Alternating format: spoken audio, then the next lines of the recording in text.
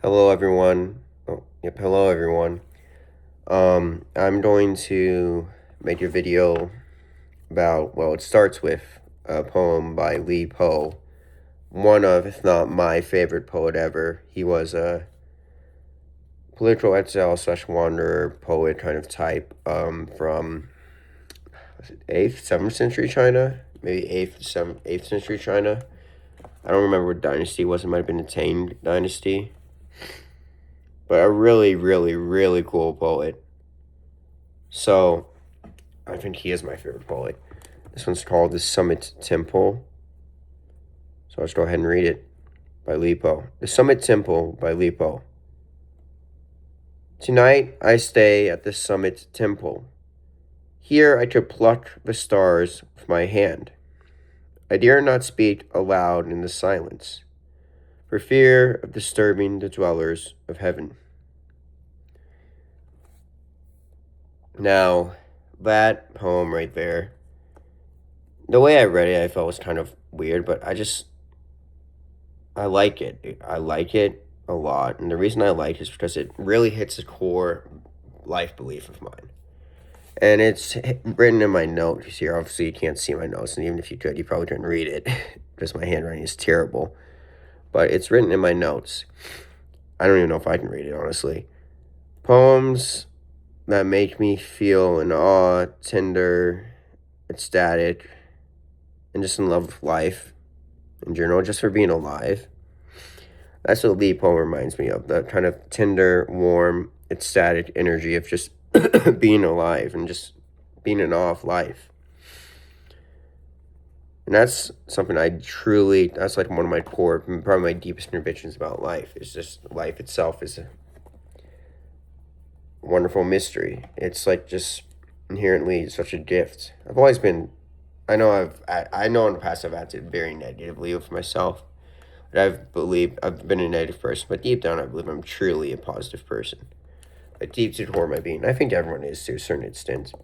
But Lee Pohl just validates that in me, that ecstatic, tender awe and ecstasy of being alive. So I'll read it one more time, perhaps more intentionally and slowly. The Summit Temple. Tonight I stay at the Summit Temple. Here I could pluck the stars from my hand. I dare not speak aloud in the silence, for fear of disturbing the dwellers of heaven. And I didn't realize this, but I think all the syllables are the same in each stanza. I forget what it's called, but I looked up the form. I think it's Gushi, which is a Chinese form of that, where it's like a four-line poem where the syllable counts are the same in all four lines. I think that's really cool. It's not too strict a form, but it's still a form. And another interesting note is the temple is in a district in. This is like an editor's note. The temple is in a. Forgive me if I mispronounce these words. The temple is in a district in Hupei, so isolated from the outside world. This poem of Li Po, written on a painted board and left on the beams of the ceiling, remained unmolested for centuries until it was discovered by a local magistrate, thus settling a dispute over its authorship, which had arisen in the meantime. Some attributing the poem to a certain Yang, who was born mute. The story runs. But on being taken to a high tower one day, when he was only a boy of a few years, he posed and uttered this poem, which the first line reads, "Precipitous tower, 100 feet high." Now, that's just an interesting side story. I like the urban legend of it, but I like that they actually found out it was Li Po. I bet at the time when they found out it was Li Po, they're probably like, oh, that's kind of disappointing. It's not the urban legend, because the urban legend would sound more fun. But Li Po himself is a fun poet. He reminds me of, like I keep saying, like I keep circling back to, the ecstatic joy of being alive. Like, it's simple. It's that simple. Like, it sounds delusional, but maybe delusional isn't always a bad thing, depending on what you use it for. People will try to say be realistic, be rational, but I don't really necessarily fully believe in that. There's a place and time for reason and rationality, of course. Like, it's important, but like In terms of your beliefs, in terms of what you want to do and validate, why you just choose them and just validate them and validate them yourself. And why would you be negative? Why would you not believe in yourself? This is the thing that I'm working on. I'm super negative about myself and I'm super positive about other people. It's like, why can't I give myself the same positivity? I love people, dude. I just need to love myself more. And I think part of it's me being afraid of love, like both from others and myself. I like giving out love, but I don't like getting it. It just makes me wince and cringe even now. But that's a side note. Really, the main point of this video is I wanted to touch on the feeling I keep circling back to. We'll call it ecstatic wonder, Leopold. And just this idea I've been circling back to. Why can't just being alive be enough for happiness? Why must happiness come from outside of us? You know, I'm not saying I'm an authority on this. I'm not. I've just been thinking about it. Doesn't mean I'm an authority or a wise sage. I'm definitely not.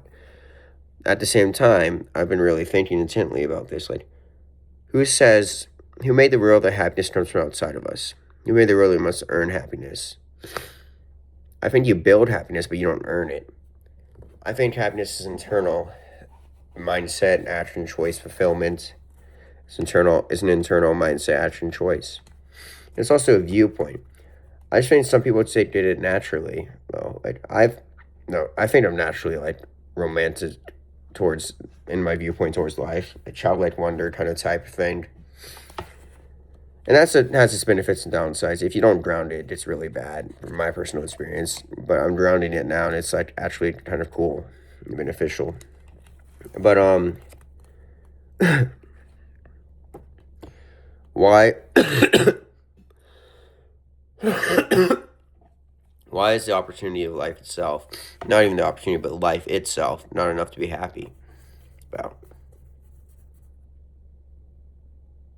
You know, I'm thinking about that right now. Why is that?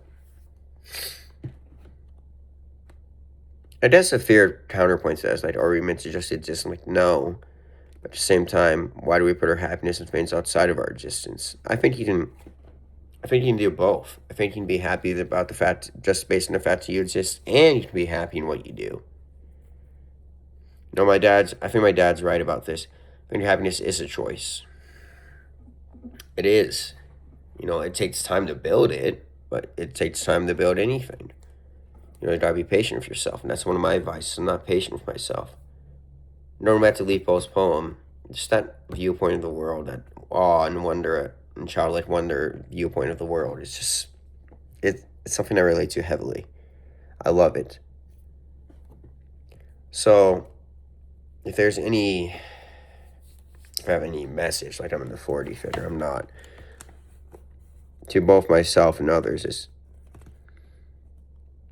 why not be happy? Why not just be happy? Why can't you give yourself permission to build your own happiness from within? And in that way, build your own life from within. I think that's really cool. I know these are kind of rambling, disconnected notes, but I wanted to make a video starting with a Leopold poem. So Leopold is my favorite poet, or at least my favorite ancient poet. Yeah.